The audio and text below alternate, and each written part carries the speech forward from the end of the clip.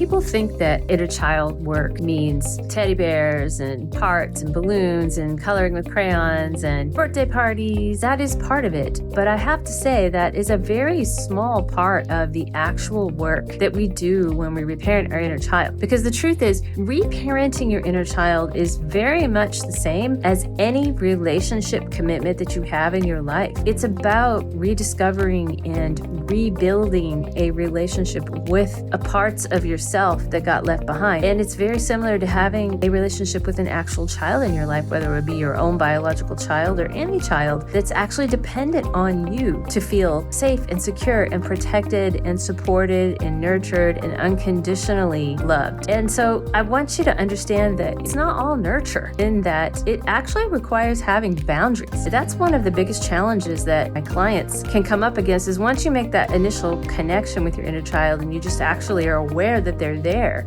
a lot of times they're showing up with a very critical, almost sometimes even like a bully energy, because they're so fearful and they're just responding to you in the way that they've internalized how they were treated or what they saw in their environment. So they don't actually appear like a child that's vulnerable and needs your protection or help. They appear like a bully or a critic, someone really harsh. And we often mistake that voice for our own voice. And so it requires being nurturing, supportive, and having boundaries at the same time, just like say you would with say a toddler that was throwing a fit or kicking or screaming or telling you they hate you. Or you have to be willing to have boundaries with that child or even a teenager. So you have to love them and support them and nurture them, but at the same time you have to tell them, I care about how you feel and I'm curious about what's coming up for you, but you can't talk to me like that. That's a big nuance I've seen in reparenting. I hope that's helpful for you today.